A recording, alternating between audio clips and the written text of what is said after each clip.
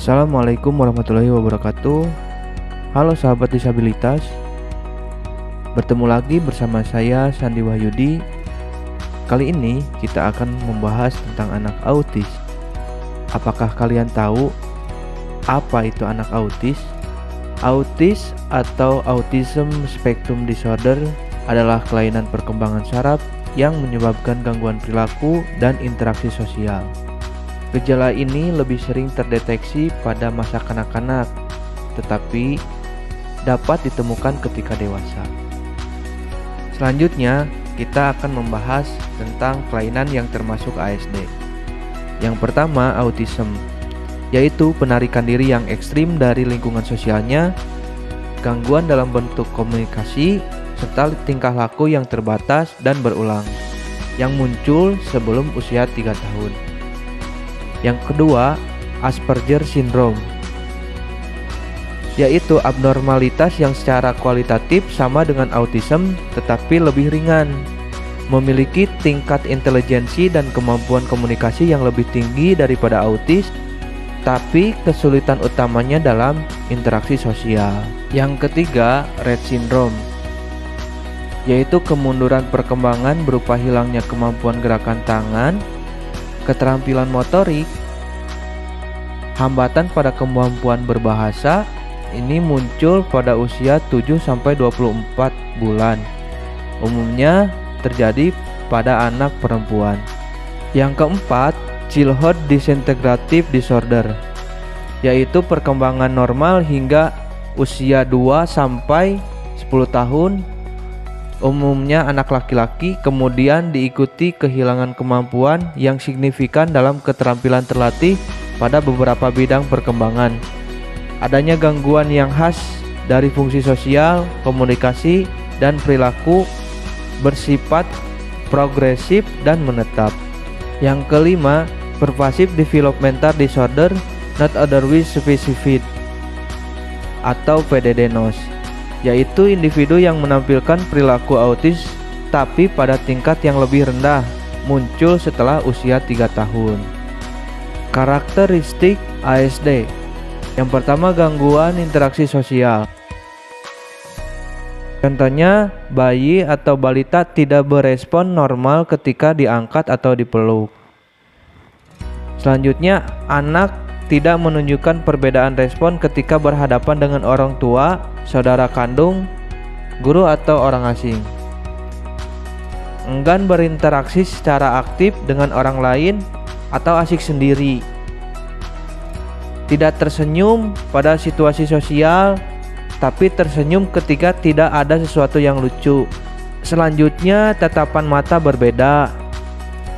Tidak bermain seperti layaknya anak normal, tidak dapat berempati, dan yang terakhir terkesan tak ingin berteman. Yang kedua, gangguan komunikasi.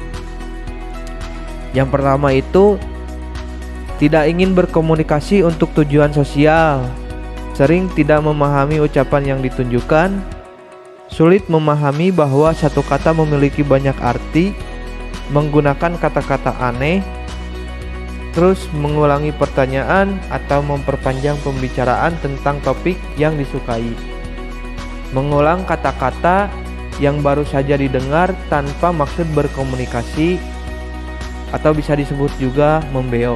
Terakhir, gangguan dalam komunikasi nonverbal, tidak menggunakan gerak tubuh dalam berkomunikasi.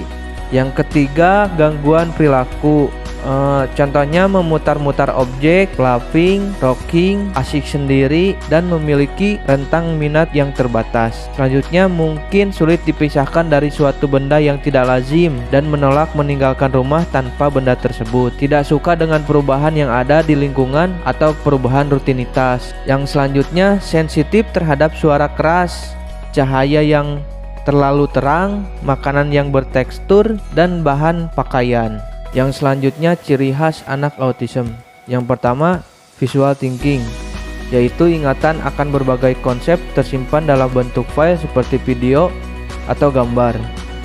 Processing problem, kesulitan dalam memproses data. Yang ketiga, sensory sensitivitas, yaitu sensitivitas yang tak biasa terhadap stimulus dari lingkungan. Keempat, communication frustration, yaitu frustasi dengan tuntutan dari lingkungan. Yang kelima, sosial dan emotional issues, yaitu cenderung berpikir kaku, sulit beradaptasi dan berempati. Selanjutnya, problem control, yaitu kesulitan mengontrol diri sendiri. Selanjutnya, problems of tolerance, yaitu kepekaan yang berlebihan atau menarik diri dari lingkungannya.